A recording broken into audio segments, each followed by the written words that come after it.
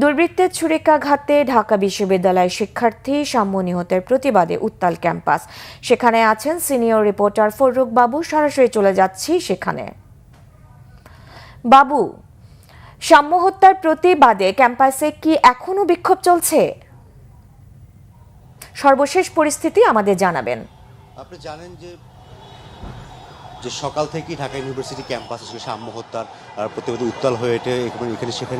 এখানে বিভিন্ন ব্যানারে শিক্ষার্থীরা আন্দোলন করছে। সেই সাথে সাম্য যে ছাত্র রাজনীতির সাথে জড়িত সেই ছাত্র সংগঠনের কেন্দ্রীয় নেতারা এসে এখানে তারা বিক্ষোভ করেছেন এবং তারা বলেছেন এখানে এই ঘটনায় আসলে বেশ কিছু ক্যাম্পাসে ছাত্রদলের বিভিন্ন সময় বিভিন্ন নেতার হত্যার যে ঘটনা এবং কিছুদিন আগে বিশেষ করে বিশ্ববিদ্যালয়ে পারভেজ হত্যার ঘটনা এবং সাম্য হত্যা ঘটনায় দুইটার ঘটনাতে ছুরিকাঘাতে যে নিহতের ঘটনা ঘটেছে সেই বিষয়ে আসলে ছাত্রদলের কেন্দ্রীয় সভাপতি তিনি একদম সরাসরি সরকারকে হুঁশিয়ারি দিয়েছেন যে ক্যাম্পাসে শিক্ষার্থীদের নিরাপত্তার পাশাপাশি ছাত্রদলের নেতা কোথাও যদি আর হত্যা হয় তাহলে সরকার পতনের আন্দোলনে তারা নামার একটা হুঁশিয়ারি দিয়ে দিয়েছেন। এবং সেই সাথে আসলে এখানে শিবিরের সভাপতি এসেছিলেন এবং বিভিন্ন রাজনৈতিক দল এনসিপি তারা এসেছিলেন।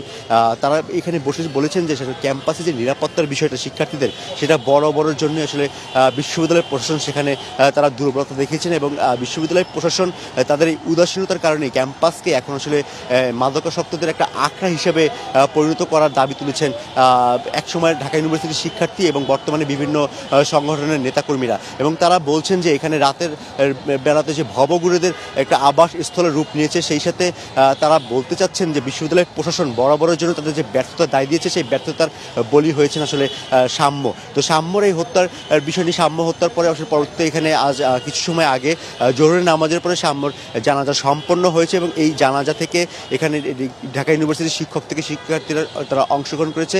কিছুক্ষণ আগে সাম্যর মরদেহ তার তার গ্রামের বাড়ি সিরাজগঞ্জের বেলকুচিতে নিয়ে যাওয়া হয়েছে আমরা জানতে পেরেছি যে এবং সেখানে তারা দাফন সম্পন্ন করবেন। এবং সাম্যর বড় ভাই বলেছেন যে এখানে যে আইনের যে মারপ্যাচ রয়েছে সেই মারপ্যাচের জন্য তার ভাইয়ের যে হত্যার ঘটনাটা সেটার জন্য ধামাচাপা না পড়ে এবং সেই সাথে যারা প্রকৃত অপরাধী তারা যেন কেউ পার পেয়ে না যায় এবং যাদের গ্রেপ্তার করেছে তারা আসলে আদৌ এর সাথে জড়িত কিনা। কারণ এখানে সিসিটিভি ফুটেজ থাকার কথা যে বিষয় নিয়ে প্রশ্ন উঠেছে যে মেট্রো রেলের আশপাশে যে সিসিটিভি ক্যামেরা থাকার কথা সেই সিসিটিভি ক্যামেরা না থাকা এবং সেখানে ক্যামেরা যা রয়েছে তা বন্ধ থাকা এই বিষয় নিয়ে তিনি সন্দেহ প্রকাশ করেছেন।